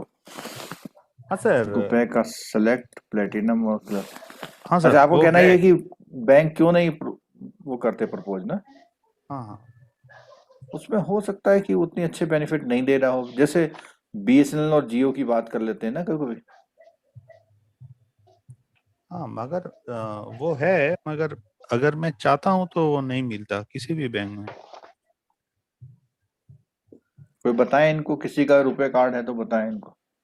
रुपए क्रेडिट कार्ड नहीं मिलता। नहीं, वो एनपीसीआई तो बोल रहा है होता है। हाँ होता है।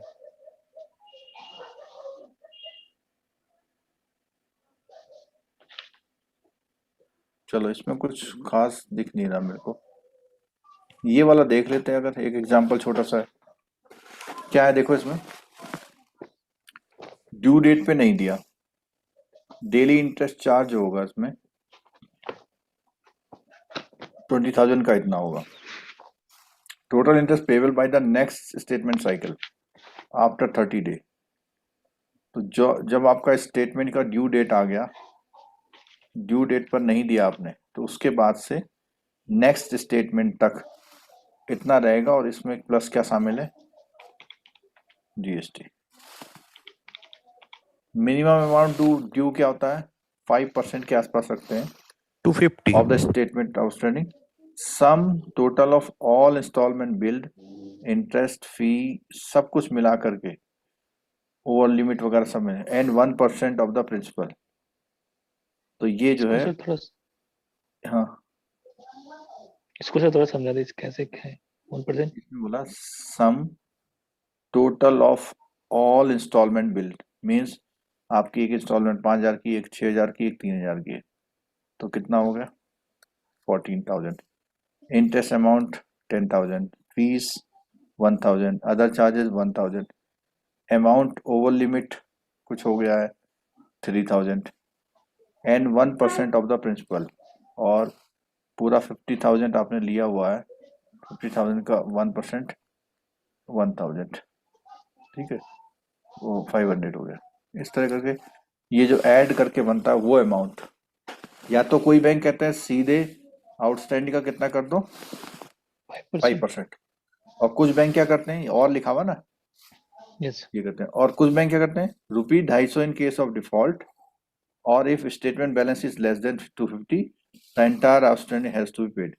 तो अगर आपका बैलेंस ही कम है तो आपको पूरा पूरा देना है, ठीक है। मैक्सिमम इंटरेस्ट के लिए कोई है क्राइटेरिया?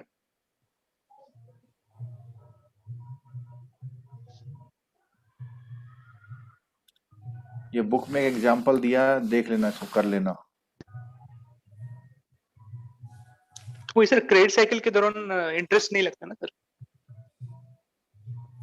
आपका स्टेटमेंट टू स्टेटमेंट लगता है, ड्यू डेट से लगता है इंटरेस्ट। स्टेटमेंट जनरेट पहले हो जाता है, सपोज कीजिए Month 1 end, जनवरी starting को स्टेटमेंट आया, उसमें लिखा ड्यू डेट कितना लिखा हुआ है 15 15 Jan। जनवरी, तो आपको यहाँ तक पेमेंट करना है। अगर आप यहाँ नहीं करते तब वो इंटरेस्ट चालू होता है। एक वर्ड है इसमें एनुअलाइज परसेंटेज रेट। हाँ, एनुअलाइज परसेंटेज रेट, वो क्या होता है, मंथली तो उसने ये बोला, तो एनुअलाइज कितना हो जाएगा, Into उसको 12। 12 से मल्टीप्लाई कर। और कैश ट्रांजेक्शन में एनुअलाइज जो रेट होता है वो थोड़ा ज्यादा होता है।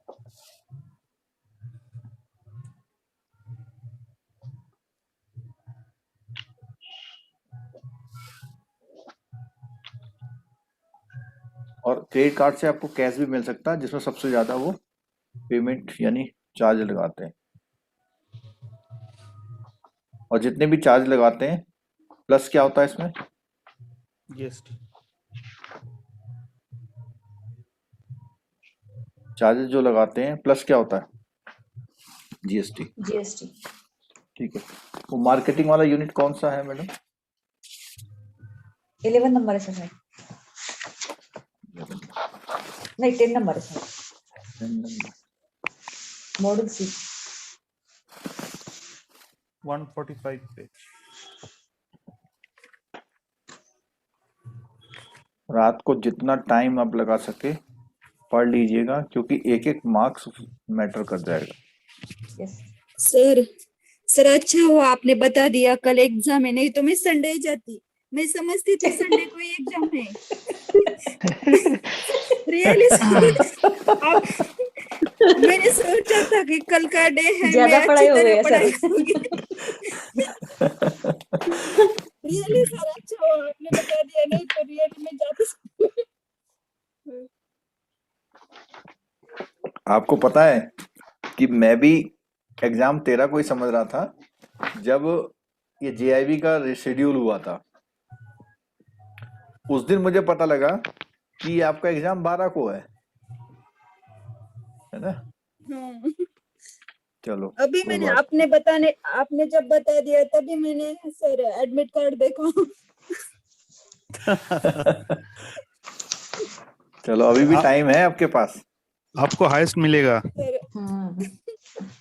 और आपके पास टाइम ये है कि अगर अभी भी टाइम देते हैं तो संडे को घूमने को मिलेगा आपको। एग्जाम क्लियर होना चाहिए ना सर। अच्छा, आप ये वो बताओ, आईआईबीएफ को हो क्या गया है, ये एग्जाम सैटरडे क्यों रखा उसने? पता नहीं सर, सबको फेल करने है? संडे को देना चाहिए सर, एक दिन टाइम पता नहीं क्यों रखा संडे को, ये सैटरडे दूसरा को कोई पेपर तो नहीं संडे को सर? नहीं, वो तो 13 को शेड्यूल हुआ था, वो भी चेंज हो गया, वो बाद में शेड्यूल हुआ था। चलो मार्केटिंग में देख लेते हैं कुछ पॉइंट अगर हमारे समझ में आते हैं तो। वैसे तो जेआईबी में जिसने हमारी क्लास ले रखी है उसके लिए ठीक रहता है यार मार्केटिंग वाला।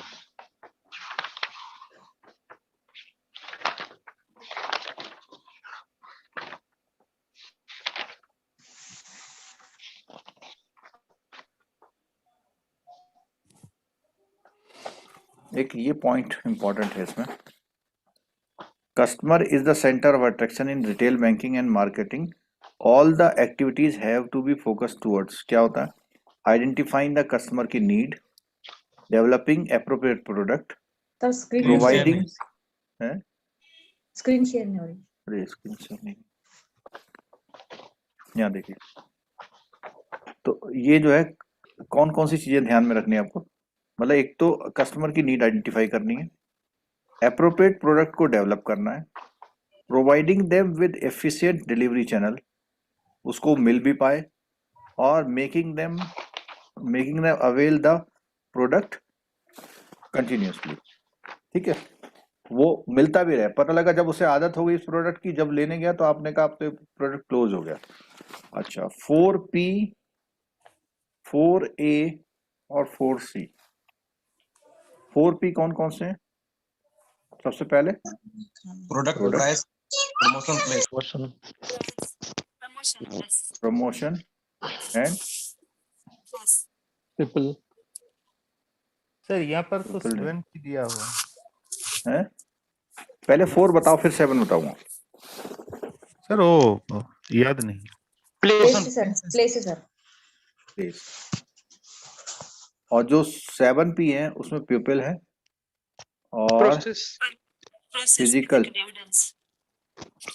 प्रोसेस है फिजिकल एविडेंस बस। और एक फिजिकल है शायद उसका नाम, evidence, physical evidence. Physical evidence है कुछ ऐसा। ठीक है, अब इधर देखिए जरा, 4A क्या होते हैं, प्राइस क्या होते हैं, अफोर्डेबल। प्रमोशन क्या होती है, अवेयरनेस। प्लेस क्या होती है,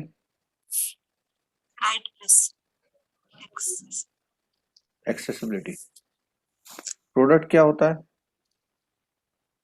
क्या होता है प्रोडक्ट ऐसे, मैं भूल रहा हूँ, अफोर्डेबल, अवेयरनेस, एक्सेसिबिलिटी। चलो अभी याद हो जाएगा। सी से क्या होता है,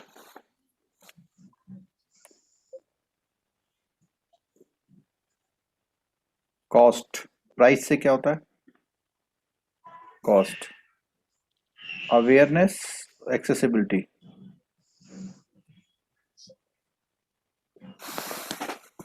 पीपीवी की किताब है ना, एक मिनट में आपको बता देता हूँ।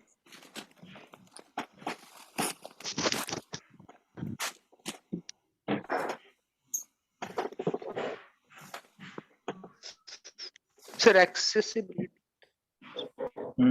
एक्सेसिबिलिटी तो शायद एसेसिबिलिटी तो नहीं, अभी उनको मैं बुक खोल लेता हूँ।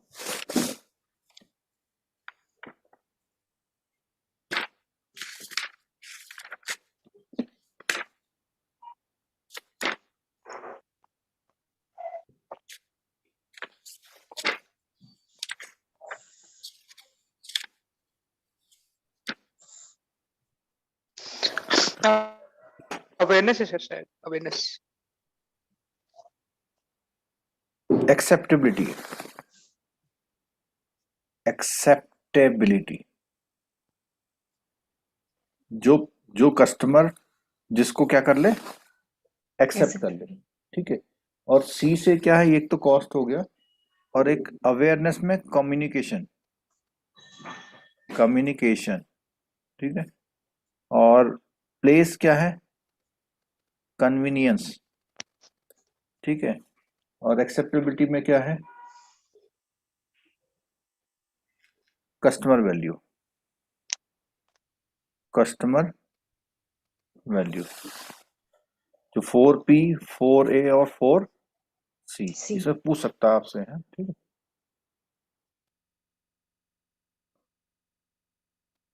यहाँ पे जनरल थ्योरी आ रही है, marketing analysis, marketing planning, marketing implementation, marketing control. हाँ, मार्केटिंग मिक्स है ये। मार्केटिंग मिक्स का मतलब होता है कि प्रोडक्ट है, प्राइस है, प्रमोशन। तो प्राइस भी कई तरह के होते हैं, प्रोडक्ट भी कई तरह का होता है, प्रमोशन भी कई तरीके से किया जाता है। तो कौन सा प्रोडक्ट कौन से प्राइस वाला किस प्रमोशन टेक्निक से किया जाएगा और कहाँ अवेलेबल होगा, इसी को क्या बोलते हैं, मिक्स। ठीक है,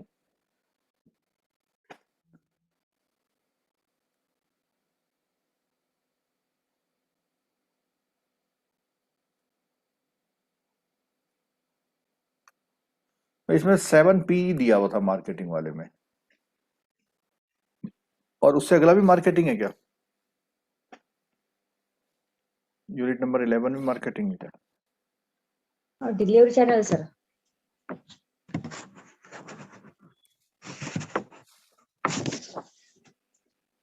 सर एक केस स्टडी थी 2021 में, प्लेस को इंटरनेट बैंकिंग से रिलेटेड किया था उन्होंने। किसको? प्लेस इंटरनेट बैंकिंग मतलब नहीं, किस चीज को? प्लेस जो 4P है ना, हाँ हाँ, place is related to internet banking. वो तो एक्सेसिबिलिटी होगा। हाँ ठीक है, ठीक है, ठीक है भाई। आपका ये बताओ, एक्सेसिबिलिटी इंटरनेट पर है ना, तो इसका मतलब आपका प्रोडक्ट की अवेलेबिलिटी किस प्लेस पर है? इंटरनेट पर। मेरी बात समझ रहे हैं कि आपका प्रोडक्ट एक्सेसिबल है किस प्लेस पर है? इंटरनेट पर। तो कोई प्रोडक्ट आपका इंटरनेट पे है तो उसकी एक्सेसिबिलिटी या उसका प्लेस कौन सा हो जाएगा? इंटरनेट हो जाएगा। डिलीवरी चैनल्स कोई खास नहीं है, उसमें कैसे कैसे एटीएम से, पॉइंट ऑफ सेल से, मोबाइल बैंकिंग से, कहाँ से है, ये सब चीजें जो है इसमें डिलीवरी चैनल में आती हैं।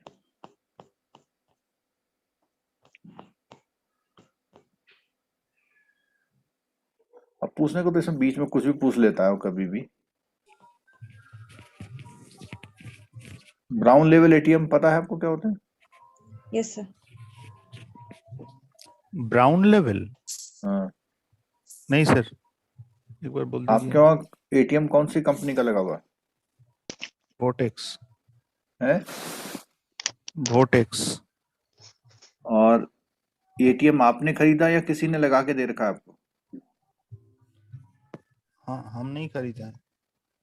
आपने खरीदा है? तो कुछ कंपनी ऐसे होती हैं, वो अपना एटीएम लगा के देती हैं आपको, मशीन अपना देती हैं और कहती हैं आप इसका यूज करो, हमें किराया दे देना। उसको बोलते हैं ब्राउन लेवल एटीएम। और सर वो नॉर्मली एनबीएफसीज वगैरह ये करते हैं ना, तो उसको मैनेज। ना वो तो अलग बैंक है। वाला तो हाँ वाइट लेवल। हाँ, एनबीएफसी मैनेज करती है। मैनेज में क्या करती है, उसका हार्डवेयर और सॉफ्टवेयर मेंटेनेंस है बस। कैश आपको ही डालना, उसमें कैश नहीं डालती वो। यस। जो व्हाइट लेवल एटीएम है वो तो बैंक का होता ही नहीं है। हाँ सर, वो पता है। उसमें तो कोई थर्ड पार्टी होती है। टाटा इंडिकैश। हाँ, टाटा इंडिकैश वाला। अच्छा, ये बताओ, एटीएम का पिन, ग्रीन पिन वाला सिस्टम पता है ना सबको? हाँ सर। Yes sir.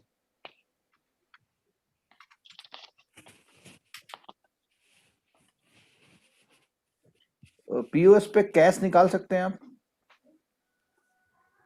हाँ सर। निकाल सकते हैं सर। कितना लिमिट है उसका? 5000 है? 5000 पीयर टू पीयर। अभी 5000 हो गया क्या? 2000 सर। हाँ सर। कुछ लोग आंसर करो इसमें। कोविड के जो ये था ना, इसमें 5000 किया था सर। 5000, ठीक है। मोबाइल बैंकिंग का लिमिट?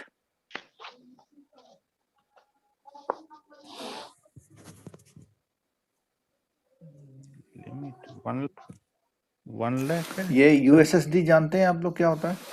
हाँ सर।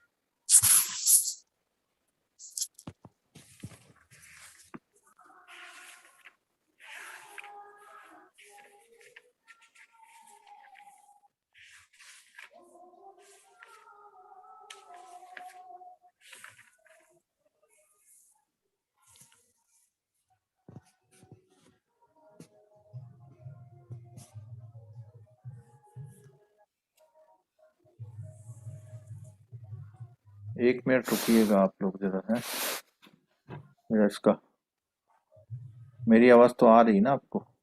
हाँ।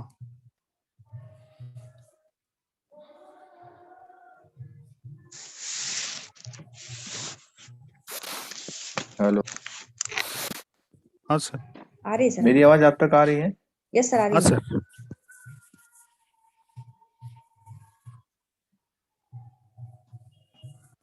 मेरी आवाज आ रही तो यस लिखना आप लोग।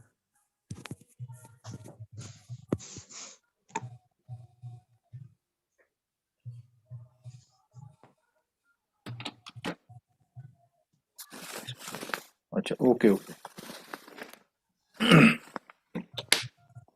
हेडफोन लाओ उसका।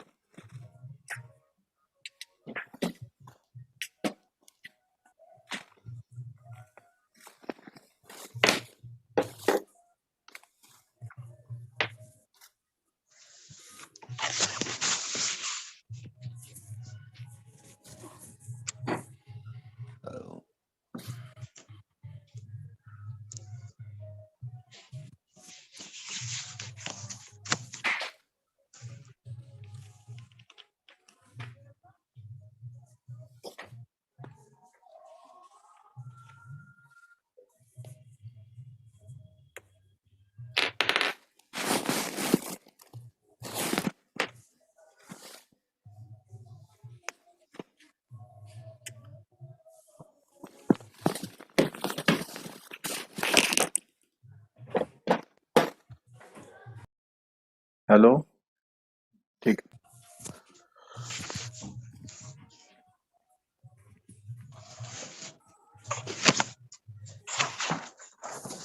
अंकित कुमार जैन जी बोले maximum bank ATM brown level ATM है। नहीं, ऐसा तो नहीं है, ऐसा नहीं है। छोटे बैंक जो हैं अधिकतर ब्राउन लेवल एटीएम पे काम करते हैं, क्योंकि वो नहीं चाहते 20-25 लाख रुपए लगाना। वो एटीएम का किराया देना पसंद करते हैं। ठीक है।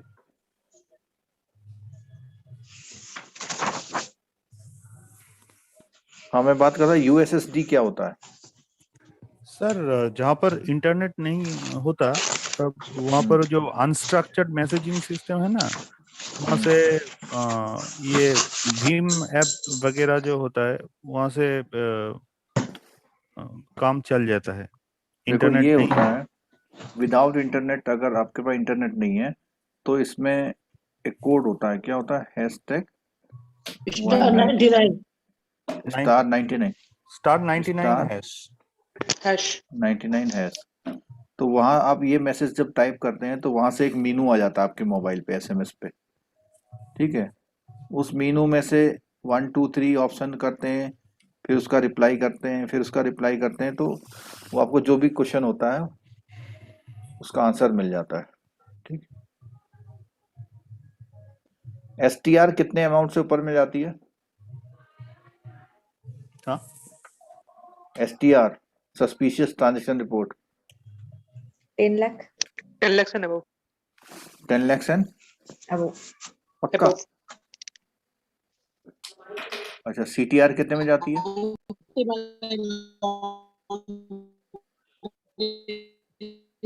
हाँ जी।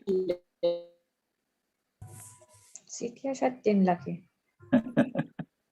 जो आपने आंसर दिया वो सीटीआर का दिया। CTR का है हाँ, सर। हाँ, हाँ। हाँ, एसटीआर में अमाउंट का क्राइटेरिया नहीं है। नहीं है। अगर आपको लगता है किसी ने 100 रुपए भी जमा कराए हैं और वो कोई टेररिस्ट है, है ना, आपको कोई भी संदेह होता है तो उसमें आप देते हैं। आजकल आपसे इलेक्शन वाले मांग रहे होंगे रिपोर्ट? नहीं मांग रहे? जो स्टेट में इलेक्शन है वहां पे मारेंगे ना सर, बाकी जगह तो हाँ, नहीं। वही मांगेंगे, वही सर मांगेंगे। सर सीटीआर का फुल फॉर्म क्या है? Cash cash transaction transaction report. अच्छा, और 10 एसटीआर का? लाख या 10 lakh Suspicious Suspicious. transaction report. Suspicious transaction report. Suspicious transaction. Suspicious जब भी आपको वो मिलता है तो इमीडिएट रिपोर्ट करना होता है। और सीटीआर में मंथ के कौन सा डेट तक? फर्स्ट वीक Seventh मंथ की 10 के पहले 7 फर्स्ट डेट वीक तक में करना। second week। अच्छा, अब अपना इंडिया का सारा एटीएम कौन देख रहा है? एनपीसीआई देख रहा है। एनपीसीआई ने क्या बना लिया अब? एक फाइनेंशियल एनएफएस देख रहा है। स्विच। ठीक है, मोबाइल बैंकिंग रजिस्ट्रेशन है, एनएफएस के थ्रू कर रहा है सारा काम। ये सब जीआईबी में पढ़ाया था। आप लोग क्लास तो अटेंड करते नहीं हो उस समय पे। आपको लगता है जीआईबी तो हम कर लिए, हम क्यों बैठे जीआईबी क्लास में? आईएमपीएस में maximum limit 2 lakh 2 lakhs 2 lakh 5 lakh हो गया ना सर? मेरे को तो सर 5 लाख हो गया, 5 लाख है सर, 5 लाख हो गया इसका। सर 5 लाख है सर।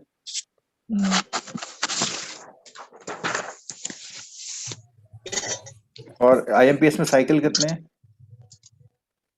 24 वो तो into 7 होगा 24 सर, into 7 हो गया। नहीं, साइकिल साइकिल 6 या 8 है सर। 8 है ना सर? 8 है, 8। अब 8 हो गए। अभी दिसंबर नहीं अक्टूबर 2021 से शायद 8 हो गए। ठीक है, साइकिल का पहले मतलब 4 क्या थे, फिर 6 हुए, अब 8 हो गए। Settlement sir? साइकिल बोलते हैं इसको। क्या बोलते हैं इसको? Settlement cycle. Settlement cycle. Sir वो तो Means- इमीडिएट सेटलमेंट होता है। नहीं, सेटलमेंट नहीं होता, इमीडिएट पेमेंट हो जाता है। अच्छा, सेटलमेंट बैंक को रिकंसिलेशन के दौरान मिलता है। कभी कोई फेलियर हो गया, कुछ हो गया, वो है ना? शायद पूल अकाउंट में जाता है वहां फिर। हाँ, पूल ये अकाउंट होता से है। जाता है ना। एमएमआईडी किसके लिए जरूरत पड़ता है? Mobile to mobile transfer. Mobile to mobile जब आप पेमेंट करते हैं, कितने डिजिट का कोड होता है?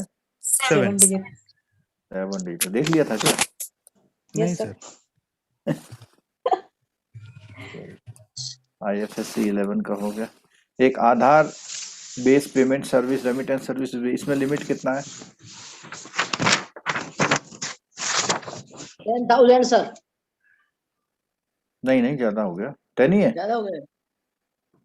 कोई और बताओ तो। 10 है? आधार सेंटर पे पेमेंट कितना मिलता है? वो तो सर 20 निकाल लेते हैं। निकाल लेता ना? यस। मुझे भी ऐसी याद था। 20,000 इसमें सर सभी निकाला की है अलग आपने? अलग है शायद, अलग अलग बैंकों में। हमारे यहाँ 10 ही निकलते हैं।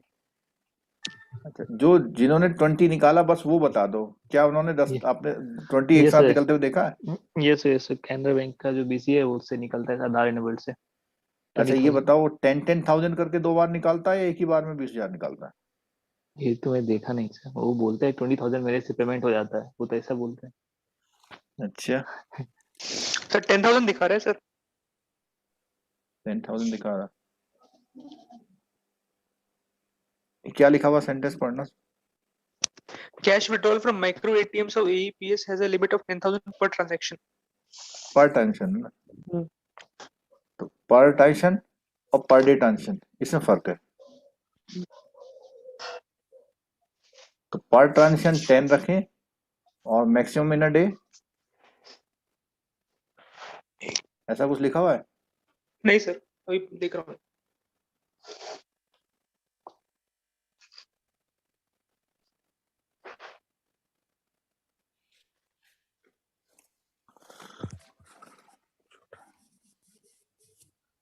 सरफेसी को ढंग से कर लेना अभी भी जिसने नहीं किया है। सरफेसी में से 5-6 मार्क्स सीधे सीधे मिल सकते हैं। सर क्या क्या आ चलो। सकता है? ये तो मैंने पहले दिन बता दिया था क्या क्या आ सकता है। सर एक बार बोलिए ना मेरे लिए। चलिए एक बार और बोल देते हैं। देखो, न्यूमेरिकल की बात करेंगे तो बॉन्ड इन्वेस्टमेंट। नहीं, वो आप बोल दिए थे, वो मुझे लिखा है। हाँ, फिर मैं पूछ रहा था सरफेसी से क्या क्या आ सकता है। सरफेसी से अधिकतर क्वेश्चन आते हैं एआरसी से रिलेटेड, जिसको हम स्पेशल पर्पज व्हीकल बोलते हैं। ठीक है, और उसमें उसका रजिस्ट्रेशन है, उसके फंक्शन है, डीआरटी का है, डीआरटी का प्रिजाइडिंग ऑफिसर एज वगैरह, और प्रोसेस से बीच कोई क्वेश्चन आ सकता है, कैसे करते हैं, ऑक्शन करने के लिए क्या क्या चीज पूछ सकता है। ठीक, अच्छा अच्छा। और रिकवरी ऑफिसर थोड़ा सा इस तरह से कोई भी क्वेश्चन पूछ सकता है। सर चलिए, आपका जो वीडियो है हाँ। सरफेसी वाला, वो पुराना मुझे मैं 2 बार देखा है। हाँ, तो उससे हो जाएगा मेरे ख्याल से।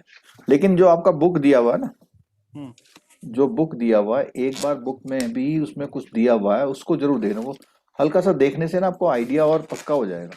अगर आपने पुराना वीडियो देखा है तो अपनी बुक का सरफेसी वाला चैप्टर जरूर देखिएगा। हाँ सर, आपका पुराना वाला वीडियो मुझे ज्यादा अच्छा लगता है। वो कॉन्सेप्चुअली है, फिर जब बुक कवर करनी होती है तो फिर बुक तो ऐसे ही कवर होती है।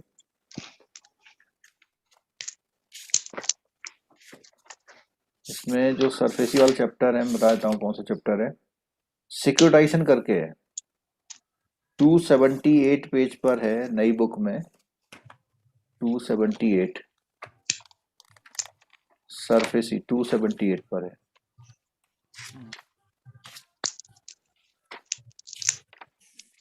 इसमें सिक्योरिटाइजेशन के बारे में दिया हुआ है और सिक्योरिटीज के बारे में दिया हुआ है, मिनिमम होल्डिंग पीरियड दिया हुआ है।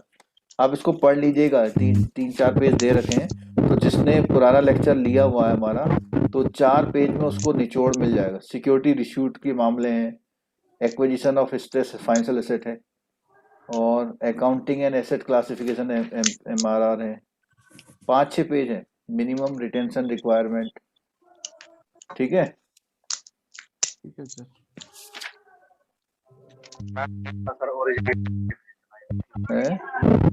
ऑरिजिनेटर की डेफिनेशन आई थी लास्ट एग्जाम, इसी ये सिक्योरिटाइजेशन। अगर आपके पास ये नहीं है तो मैं शेयर कर दूंगा आपको। 4 पेज हैं, आपको कसम है कि 4 पेज पढ़ के जाइएगा। चलिए मैं क्लास को कर रहा हूँ। अब आप फ्री हैं, जो पढ़ रहे हैं रात भर पढ़िए, जब तक सांस है तब तक पढ़िए। एक भी नंबर कम आता फिर अफसोस होता है। ठीक है, कई लोग ऐसे हैं इस समय क्लास में जिनका चांस है कि CIB निकल जाएगा, जिसके 45 एग्रीगेट वाला है, तो वो लोग लापरवाही मत करिए। लापरवाही करने का फायदा नहीं है कुछ भी। मुझे मैं एक आपको नंबर ग्रुप के में चक्कर में पढ़ना पड़ रहा है सर फिर से। एक नंबर की वजह से पढ़ना पड़ रहा है ना। हाँ सर। चलो, नॉलेज बढ़ गई आपकी। Real instrument issued by. चलिए ठीक है फिर है। ओके, बेस्ट ऑफ लक, बढ़िया करके आइएगा। नंबर शेयर कीजिएगा जो भी डिफिकल्टी आपको लगती है। चलो, YouTube वालों सभी को थैंक यू। आप लोग भी जो है अच्छा करके आइए।